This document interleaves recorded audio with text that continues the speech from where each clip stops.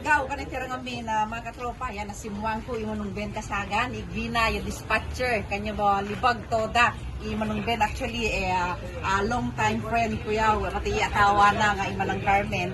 Sangaw, pasinsimantera ginakang Santon Gold Coffee Mix, at inang tanohan na sangaw, yung komento, imanong ben.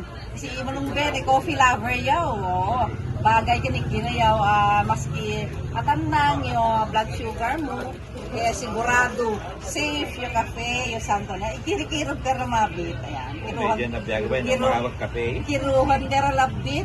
Maring mahurong ka manumben tayo, Santong Gold ay awang asukar na. Ayan, sige, sinsimam mo, no, han na yung makahim kanyo, tantang yung kafetera. Ayaw bisa na papato. Sige, lasoba mo!